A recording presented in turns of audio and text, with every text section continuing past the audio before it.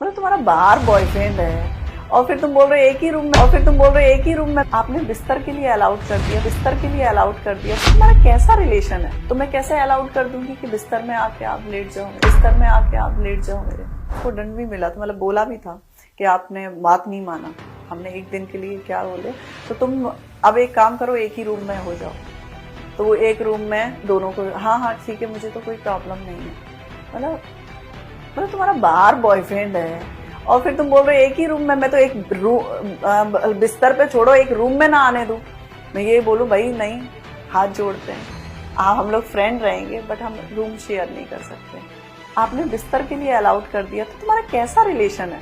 मतलब एक लॉजिक नहीं आ रहा उसमें समझ में। एक लड़की और लड़के को भी देखते हैं, चाहे कितना भी बहुत अच्छा रहा हो रिलेशनशिप, बट जब एक बंदा है मेरा बॉयफ्रेंड, तो मैं कैसे अलाउड कर दूंगी कि बिस्तर में आके आप लेट जाओ मेरे।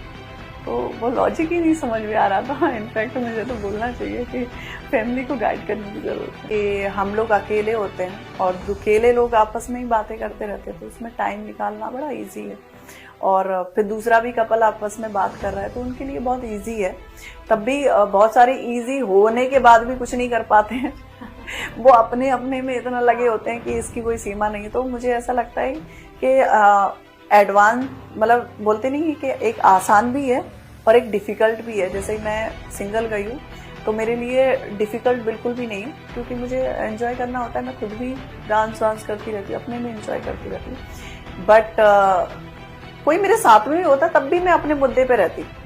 ऐसा नहीं कि दब जाओ, जैसे कि ऐश्वर्या कहीं ना कहीं दबती है।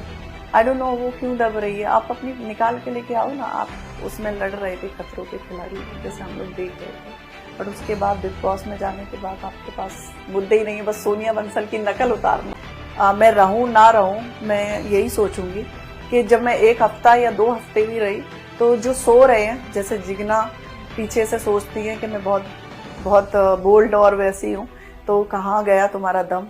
तो दम लेके आओ।